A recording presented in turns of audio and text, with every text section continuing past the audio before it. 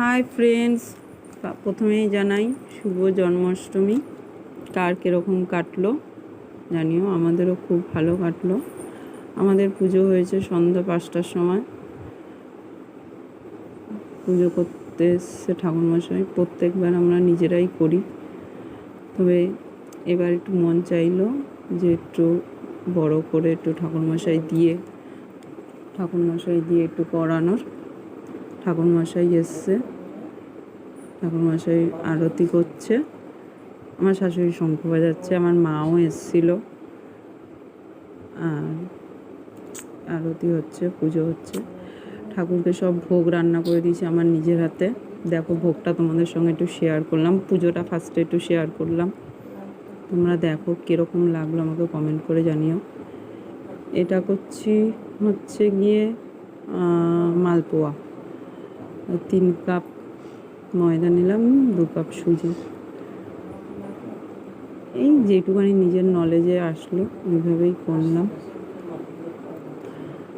মানে এক হাতে পুরোটা। সকালবেলাও করেছিলাম, সকালবেলা আলুর দম, মানে আগে আর কি, আলুর দম না, ফুলকপির তরকারি আর হচ্ছে গিয়ে সুজি, আর হচ্ছে মানে সুজির হালুয়া টাইপের, আর হচ্ছে গিয়ে কী করলাম, একটা ছোলার ডাল। এই 3টে সকালবেলা করে রেখেছিলাম।